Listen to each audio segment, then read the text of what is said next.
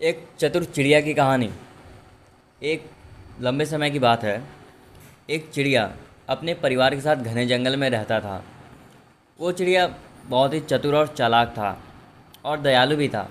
वो हमेशा दूसरों से अच्छे से बात करता था। सभी पशु पक्षी और जानवर एक साथ मिलजुल कर प्रेम और प्रसन्नता से रहते थे।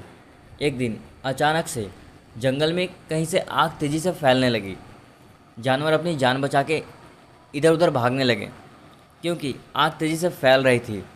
सभी जानवरों ने जीवित रहने के लिए, स्थिति से लड़ने के तरीके खोजने के लिए उपाय निकालने की कोशिश की।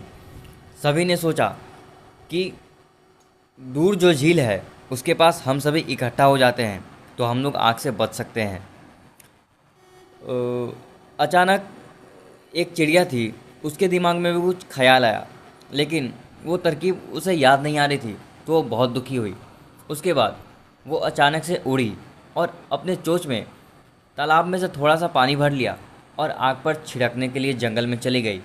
वो बार बार वही काम करती रही। फिर थोड़ी देर बाद एक हाथी ने उस छोटी चिड़िया को देखा और पूछा, तुम क्या कर रहे हो? क्या तुम्हारे घोंसले के अंदर कुछ बचा है? चिड़िया बोली, नहीं नहीं, मेरे घोंसले के अंदर कुछ तो नहीं बचा, लेकिन मुझे उस जंगल से डर लग रहा है जहाँ हम सब इतने लंबे समय तक रहें। जंगल हमारा घर है, जहाँ हमारे परिवार, हमारे दोस्त हैं। मैं इस जंगल को इस हालत में नहीं छोड़ सकता, इसलिए आग बुझाने के लिए कोशिश करता रहूँगा और कर रहा हूँ। हाथी आश्चर्यचकित हो गया और बोला, इतने थोड़े से पानी से आग नहीं बुझेगी मेरे दोस्त।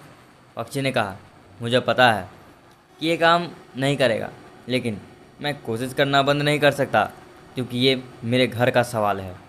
छोटी सी चिड़िया की कोशिश को देखकर हाथी ने चिड़िया के साथ एकजुटता दिखाई और वहीं से वो भी शुरू कर गया। हाथी ने भी अपनी सूंड में पानी भरकर आग पर छिड़का। उन दोनों ने जंगल के बाकी सभी पक्षियों और जानवरों को भी मोटिवेट किया और सभी जानवर एक साथ मिलकर ऐसा करने लगे। नतीजा ये हुआ कि आग कम होने लगी। सभी जानवर ये देखकर खुश हुए कि उनका प्रयास और एकजुटता काम पर कर रही थी। आखिरकार आग बुझ गई। सभी जानवर और पक्षी खुश हो गए और अपनी सफलता का जश्न मनाया। हुर्रे, हमने अपना घर बचा लिया, हुर्रे। सभी जानवरों ने पक्षी की ओर देखा और कहा, धन्यवाद छोटे दोस्त।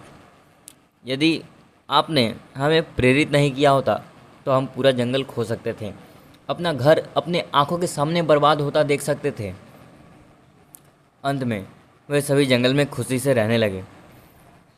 दोस्तों, क्या आप सभी को पता है कि इस कहानी से क्या सीख मिलती है?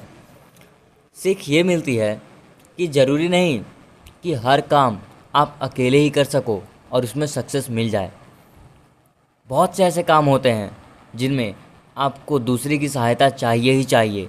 उनके बिना आप सक्सेस को पा ही नहीं सकते। एक लोग लगे, दो लोग लगे, तीन लोग लगे, लेकिन उसमें लगेंगे ही। आप कभी ऐसा घमंड मत रखो कि हर काम आप अकेले कर सकते हो।